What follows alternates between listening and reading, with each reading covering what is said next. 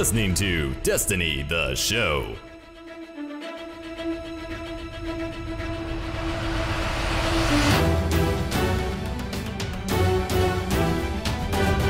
What is good, everybody, and welcome to the DTS podcast. I am BBKDRAGOON. I'm joined, as always, by my co-host, Ditty. I'm not going to lie, Ditty. I'm going to keep the intro short today. There's quite a bit to cover, ironically, on a non-news week. But wow, work was super long today. And I think, just judging from our conversation beforehand, it was really long for you too, right? I'm tired. I need a vacation. Yeah, it's been rough the last couple of weeks. But, of course, got to stick with it. You know what hasn't been rough? Destiny 2 Forsaken. Was that smooth? True. Was that smooth? I mean, yeah, as smooth as it could be, right? It's been pretty good. You know, it's dying down a little bit, the hype, being really excited about getting on every single week, but still getting on every single week, which is more than you could say over the last summer. So that's a good thing. Indeed. And I have to talk about the weather just because it's tradition, right? I don't want to skip past it. It snowed today. My heater was on. That's I had ridiculous. to turn the heater off for this recording because it was running, and I wanted to complain about that a little. I love fall, but we have skipped it, and I'm very upset. We went from really hot to now it's cold and snowy. None of that. I still want a fall, Ditty, and it's probably super hot there still, right? Well, it's cooler because it's been raining the last 7 hours, but it's in the 70s still, so yeah. Meh. All right, well, let's just dive into the news today.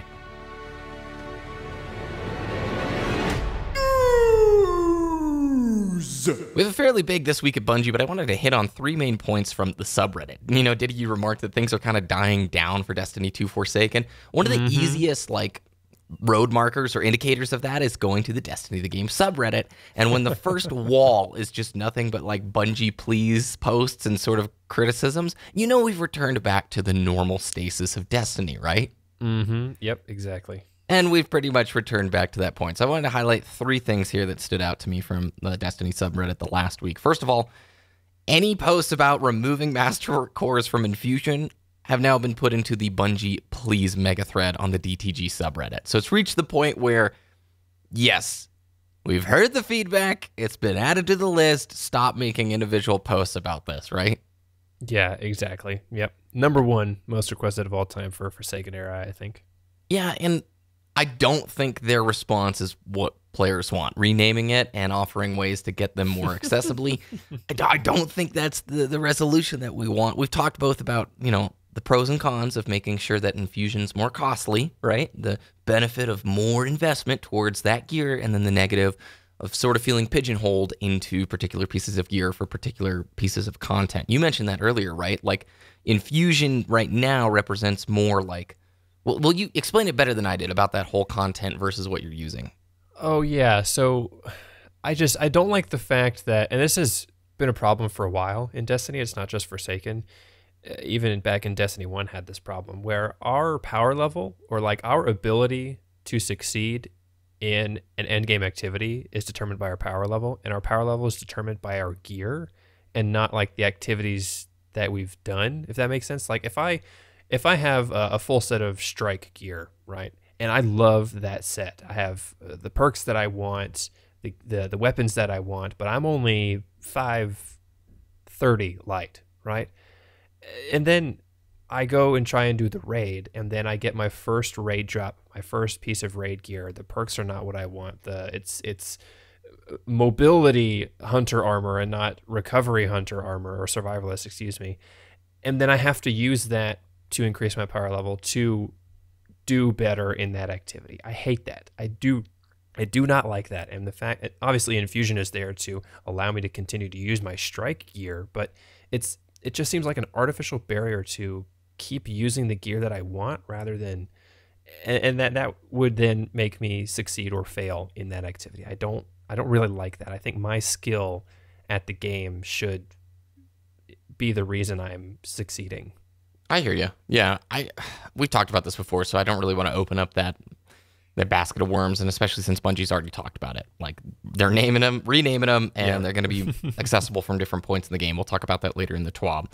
The next thing on the subreddit I wanted to point out is a lot of people complaining about the ridiculously small inventory space for bounties. And the post that jumped out today was, spider bounties require 37 ghost fragments per week per character to get all of the spider wanted bounties. Players would love to hold more than 10 at a time. Now, DMG did respond saying that the team is looking into this and he'll provide more details when he has them. But it really brought to the forefront for me something you and I have talked about jokingly, never on the show. Those wanted bounties are something I'm never going to go out of my way to eat up precious inventory space for. Like, when I log in to play with you guys, we go to a tower run, and I pick up everything that I can. The clan stuff, the Gambit stuff, Strike and Crucible stuff. And by that point, especially if you have Eververse bounties in there, I'm running out of space. Legitimately, I'm like running out of space or getting close to it.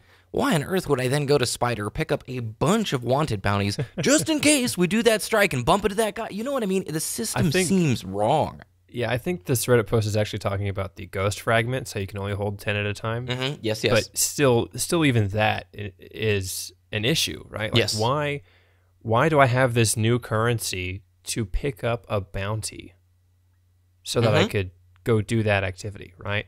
I think, man, bounties are great. I'm glad they're back in the game, but don't you think they should just be active on your character? Yes, like at all daily times? challenges. I completely agree. Obviously, we have the milestones, right? The milestones are those weekly or daily activities that are already active, that if I complete one Crucible match, I get a daily reward. But I think bounties should be that way as well. You have your daily bounties. You have 5 rows of activities: Strike row, Crucible row, Gambit row, Petra row, Spider row, of bounties already filled out every single day, and then you have your weekly section, and they're just there, right? I mean, let me, because there was another, speaking of the subreddit, there was another recommendation very recently about how we should be able to pick up bounties from the companion app. Well, that would be great as well, but just add them to your character screen, your inventory screen or whatever, and just have them active all the time. So you just do them, and as you complete them, you accept the rewards just inherently. I can understand from the design perspective, there is this, I'm sure they want you to go and interact with the vendor for some reason. You know what I mean? It gets you going to the tower. To get your let's play this out. I whatever. mean, at this point, if we do all our bounties, the only reason we come back to the tower is to pick up rewards and do a couple of things. And some of those vendors will not be talked to. How many times do you go to the farm?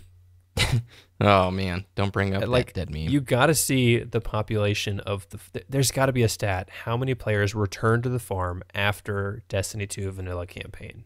Which stinks because the music there was so good, dude. So good. It's so pretty. I mean, to do what, the soccer, right? They added soccer in the farm. Yeah, in you some can go update. play it in the hangar, but nobody does that. The Dawning last year, right? There was some new stuff in the farm. I would hate to work at Bungie and be on the team that does the farm updates. It's on their art station. It was cool. No one is going back there for any reason. It makes no sense. It was a cool reveal. We got to admit, last year when we finally got to go back to the tower, that moment hit me and I was like, the fails! The fails train! All right, last thing from Reddit. Super good advice from Space Parmesan. I love that name. I didn't know this, but if you walk up to a wall and kill yourself with ricochet rounds at the beginning of a Gambit round, you get to respawn into the map before everybody else gets transmatted, and you spawn closer to the enemies. Enjoy this one for the next week or two while it lasts, people, because now that's on Reddit, I doubt this thing will survive much longer. That's ridiculous. Oh, man.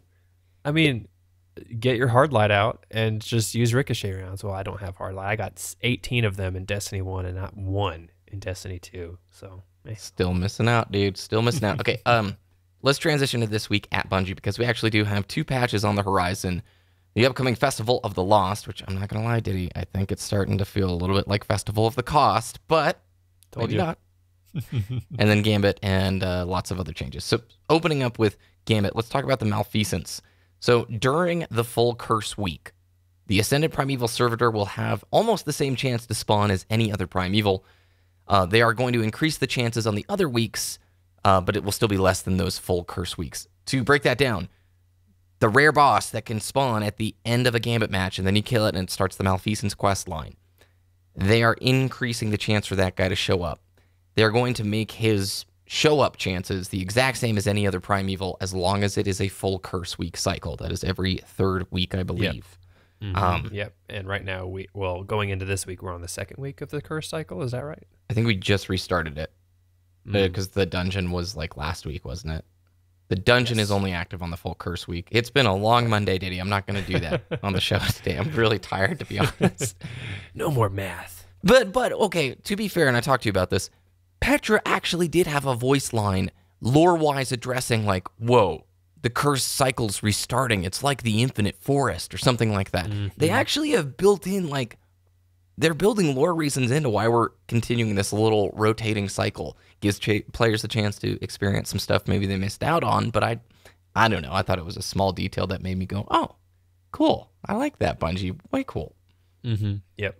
Now, with this change, the ship and the sparrow that drops from the Ascendant Primeval Servitor, you're not going to have a guaranteed ship and sparrow drop. They're just going to be random chances at this point.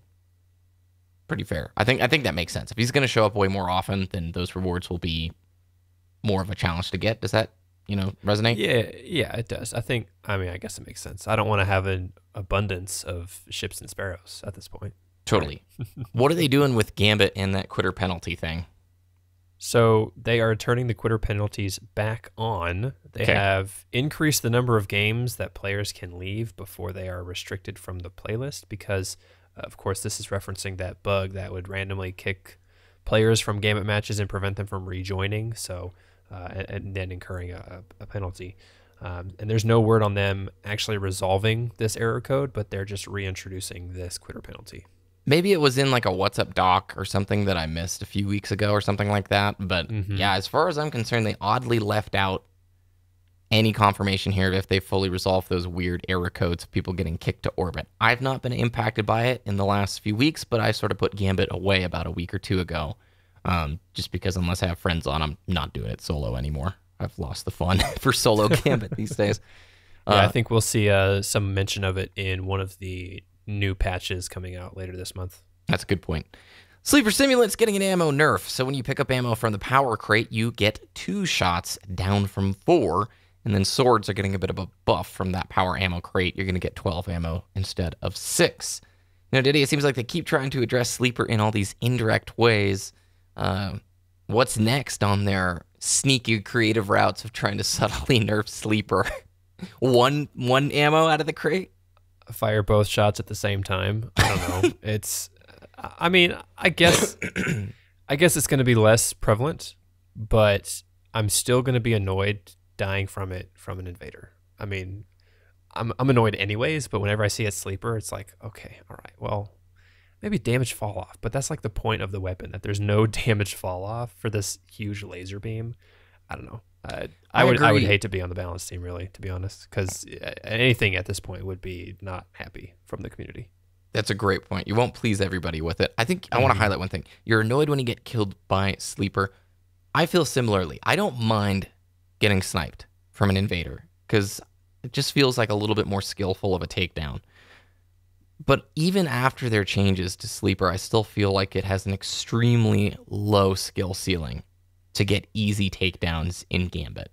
And I think that's where the annoyance comes from. It's not something that you mind the fact that they're invading and you're getting the takedown. It's more so how they're doing it. Does that make sense? Yeah, there was a suggestion I saw about how, remember in Halo, how the Spartan laser, you could see it charging? Yeah. Maybe something like that. Oh, interesting. That'd be a pretty clever way to not necessarily nerf, but to kind of help balance it. And obviously, like, you have a lot of other linear fusion rifles that have similar problems, but the Sleeper one shot's on a body shot, and I don't think any other linear fusions do that. So, more so, you and I have talked about wanting to create a full-on Gambit video talking about this game mode. We both believe huge potential, maybe some of the biggest game mode potential in Destiny inherent within Gambit, but there are bigger design flaws. It's Sleeper is like a symptom. It is not like the cause of some of these issues. Yeah. So maybe we can flesh it out in a bigger video. Symptom, that's a good way to put it. Yeah. I do want to note here that the Gambit team, as my mouse breaks, the Gambit team is closely monitoring community feedback and looking at game data. In future updates, you should expect changes to Gambit bounties, how frequently you earn rewards, and other changes to the mode that will give teams in the lead a greater advantage. We'll be back in future weeks to shed more light on future Gambit, blah, blah, blah, blah, blah. So there is a Gambit team, and I did find it interesting that they're looking at ways to preserve teams that are in the lead a little bit more. Maybe make the invasions have less of an impact is the way I read into that. What about you? Yeah, I mean, or less catch-up mechanics from the losing team. Yes. Because it's annoying when you get to Primeval first. I use that word annoying again. I get annoyed very easily these days. And it's not just Destiny. But when you get to Primeval first to spawn, then all of a sudden something happens and then the enemy team just wins. It's like, what happened? How? They had 20 motes when our Primeval spawned. How did they win that? And it's, I don't know. Yeah, something we can outline too, I think, later. Let's talk about update 2.04. It's coming out on October 16th, the same day that the Festival of the Lost is coming back to the game. This one's kind of small, and then they have a bigger update scheduled for the end of the month. The main things that I took away, you can hover over lost sectors to see their name. Useful, Nice. especially for those on the Dreaming City, if you don't know the name from the bounty. And then transmat effects are being added to the collections under, I think, is it Flare or whatever it's called? I think that's where it's being put. So, yay, more inventory space. Love it. Update 2.05 is scheduled for October 30th. Ditty, the first one is talking mainly about rebalancing the functionality of the distribution and dynamo perks, requiring players to be near opponents for super energy benefits. You mentioned this before the show started, right? Don't the distribution armor perk sounds pretty sweet, right? Yeah, so basically it gives you more ability energy, which is grenade, class ability, melee, and super. Yeah. And it apparently stacks with the dynamo perks. So however they read in game, they're just reducing the benefit from those perks specifically on the armor set. So I mean, interesting armor set or perks are now, of course, being addressed by PUBG. Indeed. Swords are getting a buff in PvE, a small one. Fusion rifles are getting a little bit of a PvE buff. Malfeasance in PvE and Gambit. Buff to fusion rifles? Oh my gosh. It's opposite day. It's opposite day. That's ridiculous. I knew you and OG listeners and D1 players, I hope you just smiled right now. Hope you got a little heartwarming, nostalgic smirk on your face. Malfeasance is getting a PvE and Gambit buff, and they're basically touching some other things here. I want to hit on the Masterworks core bit here. They're adding Masterwork cores as rewards for specific Spider Wanted bounties and general Scrapper bounties. All of them. Just add them to all of them. All the bounties, so it gives me a reason to do it. Yeah, I mentioned this earlier. I kind of wish these spider bounties are weird. It doesn't seem like the activity of Destiny. They seem like side chores. And it's okay to have side chores in these types of games. It's totally okay to have side chores in these types of games. But I don't ever see myself, even with Masterwork cores, as a reward, saying, all right, let's go do our spider bounties, guys. I would almost rather see the Masterwork core reward more like Strange Coins, where they're tied to endgame activities as rewards. I don't have a solution here. Maybe I'm just complaining about something that's stupid to complain about, right? Or a chance for them to spawn at the end of a strike or something. I don't know. Who knows? They're reducing the time for a single shader deletion from your inventory. Just make it Thank one button, goodness. please. Just make it one button. Did you want to read the last thing that's getting fixed at the patch at the end of the month? We are developing. Not we have. Just stopping right there. We are developing a fix for an issue where a team it's written weird. Developing an issue for oh my god, developing an issue. I can't even speak today. You got this. You got this. We seventh time's the charm. We are developing a fix for issues where a team will defeat the Ascendant Primeval Servitor in Gambit, but the opposing team receives credit for the kill. I busted out laughing when I read this. That would be screen breaking. Like, I would punch the screen. I've watched guys stream. Blessy has streamed, I think, for 8 hours before they had their Ascendant Primeval Servitor spawn. Okay? Can you imagine getting the kill and then the credit goes to the other team? That's ridiculous. Oh my gosh. I cannot believe that that's a thing. I guess I can. But that is hilarious. So October 30th. And you know what? That means people, when the updated drop chance stuff happens, I don't even remember when they said they're working on that updated drop chance. Maybe that's live like now. We're probably going to see this happen to more players in the next 2 and 3 weeks. That's awesome. Oh, I guess I need to just go chill in Gambit and then hope the bug happens to me. Just let him kill it, guys. Let him kill it. Yeah. Yeah, it's fine. Just let him do it. We might get it. There's a chance. Yeah. The raid team hopped in to write a nice paragraph or two about Last Wish. Last Wish is not going to have a prestige difficulty. It is developed around the difficulty that it launched with. They're working on the raid layer for Season of the Forge, which is like December. It's probably going to come out in December, I would think. The Black Armory update. Mm-hmm. Yeah, I was going to say I'm not super hyped on it, but then I looked up the trophy completion for Last Wish, and 2.2% of all PS4 players have actually completed the Last Wish out of those who have Forsaken. So there you go. It's an ultra small community. It really is. I mean, I bet a really small percentage is even at the light level to try it at this point. I mean, they're getting close, right? They're probably in the 550s, 540s at this point. If you're I a have super not casual rated, player, right? Yeah, so I'll pull up what my highest is. I've not rated on PC. I've done weeklies on 2 characters. This was the first week I did not do both characters, and I'm about 565. Yeah, so I did one just character at this the week. base for the raid. There you go. Yeah, so you're exactly right. I don't know. It's a sweet raid. I would love it if they had the resources to do another difficulty for it, but I don't think it's in the cards, and it's such a small portion of the community. Part of that is no in-game LFG, bro. Guided games is a joke, bro. But I mean, even LFG for one leg of the raid, I think that would, and then once you do all legs, you technically get a completion. I don't know.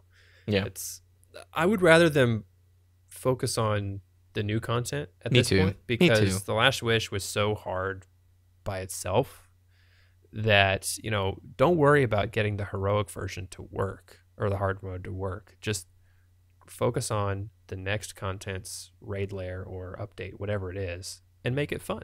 Yep. Like great point. Heroic King's Fall never did it because connectivity issues and just the difficulty surrounding it. It wasn't like super hard, or it wasn't impossible, but it was just very frustrating to complete. And I don't want to have those experiences. I want to have the fun, easier experiences, still challenging, but I would rather have that than beat my head against a brick wall with no helmet and, expect good rewards off of it, I remember 3 incredibly hard mode runs where we got to Oryx, and Oryx started doing the weird connectivity, like, did you step on the plate? My ogre didn't spawn. And you're doing it right, but the connection just, oh my gosh. I don't miss that. And dungeons. I want to bring dungeons into the conversation here. If whoever works on the dungeons, if we can expect dungeons with every single update, basically 3-man mini raids, I'm all for it, dude. Yeah, if instead of raid lairs for the next update, they had 8 dungeons. Ugh. Oh yeah. That's a dream right there. That's a dreaming city. Oof. Wow. All right. So Festival of the Lost begins on October 16th, and they said with a celebration of lost heroes and a new challenge to tackle. It includes a costume party, and you're all invited. It ends with a quest to solve a murder. Be on the lookout next week for a full reveal of what we're scaring up for this season.